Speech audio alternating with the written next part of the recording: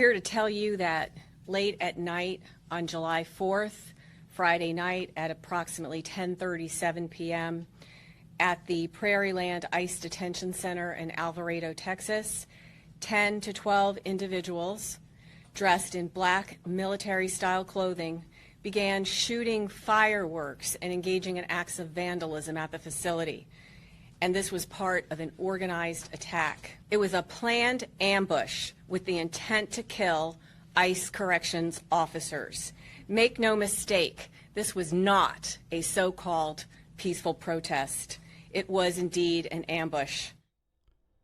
Guys, what the heck is happening across America? This has got to be the craziest time to ever be an American. We have, it seems like multiple factions working both against each other and with each other at the same time.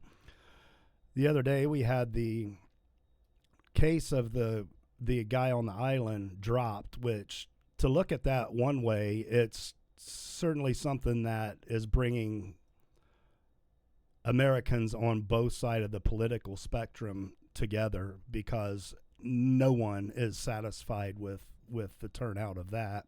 But what I think may be even a bigger story is last week and on through the weekend, I think, and even on into early this week, there were multiple operations of coordinated ambushes on ICE agents. This illegal deportation thing has gotten out of hand. While the majority of Americans support deporting all illegals, the recent poll I saw on CNN showed that the majority, like 55 to 60 something percent, wants to see all illegals, not just the violent ones, not just the convicted criminals, but all illegals, because let's face it, they're all criminals, wants to see them all deported. The minority of the population is lashing out against that in violent ways, and these ambushes are one of them. But anyways, I saw this story from Chris Cuomo. Now, I don't know what you think about Chris Cuomo. I thought there for a minute he was getting his head on straight, but clearly the liberal mind virus is deep in his head. This story popped up on my news feed, and I just wanted to share with you guys, and this is the first time I've seen it, so we'll be watching it together for the first time if you haven't seen it. But anyways, let's move on and see what Chris Cuomo has to say about these ambushes and the violence surrounding the deportation of illegal migrants. In the middle of all this, right, the National Weather Service, it's not about the staffing. It's not about Doge cuts. A Houston meteorologist said the number of vacancies in the local Texas office wasn't unusual. It's not about that. This was a let's set that on normal speed. Natural disaster, okay? So the Democrats start hearing from their constituents. They think these are members of Congress, Democrats, who are saying this. Scroll to what they're saying. That you're not being tough enough. You got to be tough about everything. You got to be ready to take a bullet, not just get arrested. You definitely got to get arrested, but you got to be ready to take a bullet as a member of Congress to show how violently you are opposed. See, that's clearly a capitalization on the assassination attempt multiple assassination attempts pulled on Donald Trump. That was a huge moment in politics, and certainly it'll be a historical moment throughout the life of the United States. But he gained a lot of political support because of that, and it appears that they're trying to capture some of that for themselves. But anyway, let's get back to it. To what the other side is. These are from Democratic lawmakers. Some of them have suggested what we really need to do is be willing to get shot when visiting ICE facilities. This is insane. This is utterly insane. I really don't know how this ramp up of tensions and just plain stupidity ends anywhere except in some sort of a civil war or revolution war. I'm not sure where it's going to go, but I don't see this. I don't see an off ramp for this, especially when Democrats specifically are encouraging it and continue to ramp up the emotional turmoil. This is not Democratic rhetoric. There needs to be blood to grab the attention of the press and the public. That's coming from economically very secure white people. See, so they're throwing in a racial divide as well, as usual. Is the worst I've ever heard in my life in this business. You sound like a bunch of psychos. Can you imagine Mario Cuomo, Ted Kennedy, Daniel Patrick Moynihan? Can you imagine these people saying there needs to be blood to grab the attention of the press and the public? Wow. Wow. It's insane. Let's bring in someone I'm hoping is part of the solution to this and that is not going to be swayed by this. Democrat, member of Congress, ran for president. I would expect to see it again. From California, Eric Swalwell. Representative, thank you for joining us today. Appreciate you. Of course. Thanks This should be interesting. for having me back, Chris. So we know each other. We got mutual friends, so I'll make it a personal appeal. Help me, brother. Help me understand the crazy that I'm hearing from a party that I was raised in that doesn't sound anything like a group that you would be identified with. There's no excuse for violence, period. I don't want to be associated with anyone who thinks violence is the answer. And so those folks who conduct violence against police officers, it's wrong. They should be prosecuted. And if we're going to say that about those who stormed the Capitol, we should say the same thing about someone who would do that to an ICE agent, period. You notice he had to throw in January 6th. They can't they can't have a conversation without pulling it back to January 6th. It's really just laughable at this point. What do you say to the leadership who really haven't said anything about this? Well, the issue is affordability. That's what people care about. They were promised lower costs on day one. We're approaching day 200. Donald Trump is 0 for 200. Affordability in their health. That affordability, isn't it? It's the deportation of illegal migrants. That's what all of this is about. That's what the No Kings thing was about. That's what the ambushes were about. That's what all of this is about. But he wants to pull it back to apparently Donald Trump not dropping prices on day one or whatever campaign promise he made.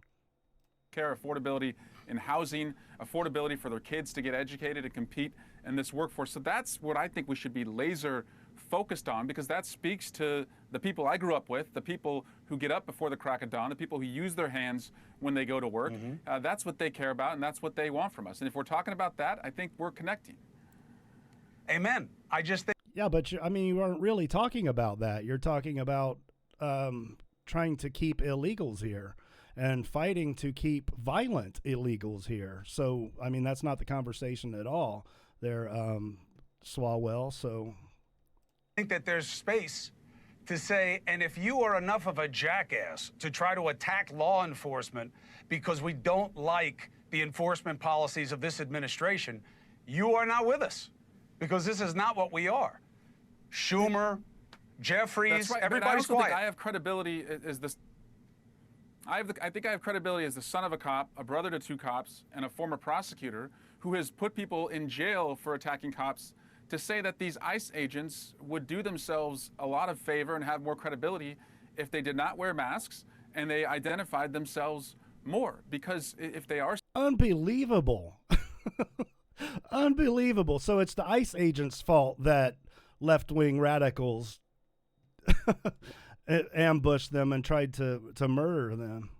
standing on lawfulness, they shouldn't be afraid to show their faces. And so that part bothers me as well, that no other law enforcement agency operates routinely the way that they're doing I this, agree. and it's terrorizing people. That's not I a reason agree, to but I got a attack question. them. Well, I totally don't agree. You know, they wouldn't have to wear masks if Democrats weren't constantly pushing this ideal that they're doing something illegal, right? So they're threatening the lives and well-being of these officers, and then say, well, they need to not wear masks, and that's why that is not why it's happening. All that taking the mask off would do was expose who the officer is, so that the left-wing radicals could target them. But that would give them more legitimacy. I got a question for you about that. I hear you. Yeah, You're fire right. away. It's menacing. It's scary. But they've been getting doxxed more than anybody else in law enforcement, Eric. Right. And a lot of these men and women have families, and their identities, their addresses, their numbers are getting put out there. It's almost up 700% in terms of them being assaulted. I mean, can you really not understand why there could be more than one thing going on at the time? One, it's a bad look, hyper aggressive. Two, they're worried about their families. Yeah. 100%. And as somebody who has probably the top 5 most threats any member of Congress gets, who spent over $1 million in the last couple of years on security, I get it, but you should prosecute aggressively anyone who threatens them. I've actually pushed to expand the law enforcement. Well, they don't, and I don't know that they can, because the left wing doxes people they don't like all the time, and no one's held accountable. See, he's hiding behind this thing that he knows. How can they find the person who did this? They can't. When someone gets swatted, they can't find the person who did it. So they go with zero accountability and zero repercussions. So the only thing that these ICE agents or anyone really has is to protect themselves. Now, I believe Swalwell probably does get threats to his life and to his family. That's part of unfortunately, that is part of the life of being in the public eye. But these ICE agents didn't ask to be in the public eye. They didn't run for office to be in the public eye. Swalwell, he did. He chose that for himself. So knowing the unfortunate repercussions of that, he still chose to do it. So, you know, quit feeling sorry for yourself, Eric. Capabilities when somebody makes a threat against a federal official, because right now it's too damn hard to go after somebody, and people know just the right words to say so that they're not prosecuted. And they do this to Republicans, they do this to Democrats, they're doing it to law enforcement. But to have credibility in the community, because they've been doing this since day one, they've been wearing masks. So to say that they've been doxxed, yes, they have been doxxed, but they started out under the Trump administration with this posture, and I think that is terrorizing the community as well. Listen, I'm not arguing that point. I think it's overreach. And look, we get it. We get the facility of the argument. Anyone who enters illegally, de facto, they are criminals, and they are all eligible for deportation. Yeah, but you know, it's so contextually out of whack with the reality in this country. And we're seeing the president kind of try to find that measure. It's hard for him because he talked it up so much.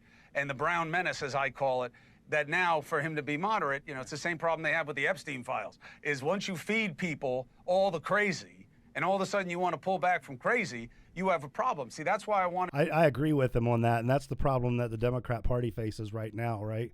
They created this ramp up of left-wing radicals, and now it's turned against them. So they've done that to themselves. So what Chris Cuomo is describing here is right. The Democrats have definitely fallen trapped to that, and now they are caught in a place where they have to please the far left radicals, and they also have to find a way to please the moderates, and those two things are you can't do that. You're not going to be able to do that. So I don't know where the Democrat Party is going to go from here, but I don't see wonderful future for them until they resolve that issue. But anyways, let's get back to it. you on so much, Eric, for this conversation, because I see you as a fair broker. You can be tough. You're a tough guy, and you go toe-to-toe with people. And, for instance, I don't agree with your point that Doge cuts had anything to do with what happened in Texas. But you're not doing it in a way. First, they're still looking. They're well, still I'm just looking saying that, for that argument, kids. you make it, though, with humanity. You don't make it like this is why it happened, like Chris Murphy in Connecticut. So I'm just saying, I don't agree with the point. Like, how do we know it had anything to do with Doge? Yeah, my point as a parent who has kids at camp is that we put every ounce of our lives into protecting our kids. And our hearts drop when we drop them off into the hands of strangers. And all we want is those strangers to be trained and have the best information. It's too early right now to know exactly what happened. We should find every missing person, and it's our duty as lawmakers to understand what happened, period. I got one more thing for you, Eric. And by the way, the invitation is open. Whenever you want to come on News Nation, we're a startup. Everybody, we're getting familiarized. But whenever you want to come on to make the case, I know we're doing all right. But and a big part of that is because we get guys like you to come on. So it's an open invitation whenever you feel that there's a need for balance. I want to ask you one more kind of macro question here. I don't believe what we're seeing on the left as a populist movement gets you guys where you want to be, which is back in the majority. I don't believe it. I think trying to match MAGA is a mistake. And I get the grief. And that's exactly what they're doing with all of the performance and the trying to get arrested and saying they need to be willing to take a bullet and all of this stuff. That's exactly what they're trying to do, is gain a populist movement. It's just not. I don't see it happening. Grievance is real, and I get constituents are pissed, but I cannot believe that Democrats, just as a matter of tradition, can see trying to ride a wave of anger to any kind of success. What do you think about it? Yeah. To me, we should be a party that tells people, if you're going to risk it all, work your ass off, and bet on yourself, your country should bet on you. And so, to me, it's not about being aggressive and mean and personal about it. It's about being strong when you have power. Because when we had the White House, the Senate, and the House, for example, no mom in America said that her kids were safer at school from mass shootings because we let the filibuster, for example, get in the way of background checks and an assault weapons ban. So if we make the case that if you give us power, we will fight hard for popular policies as hard as Republicans fight when they have power for unpopular policies. I think that's a big problem, is that we're not perceived as flexing that power to get things across the goal line for what people really want. And so that's a change that I have noted and that needs to be addressed as we go forward. Meat and potatoes, baby. That's what's always gotten it done for your party. Well, that's because, Eric, your party doesn't fight for popular policies, right? They fought against women's rights and for trans rights, which I have said for years, those two things aren't compatible. You can't support women's rights and support the rights of men who dress like women. You can't do that. They fought for policies of children to be mutilated, and every unpopular issue is the issue and the policy that the Democrats have taken up in the last 4 or 5 years, and it cost them the election, and I hope it cost them the midterms, but I don't know. This latest thing with the guy on the island, that was pretty detrimental, and I don't know how Trump is going to recover from that without backtracking and reversing course on it. So we'll see how that goes, though. But so leave me a like if you enjoyed this. If you didn't enjoy it, if you disagree, you can leave a dislike. That's fine too. Leave me a comment. Let me know what you think about it, and please consider subscribing. Thanks.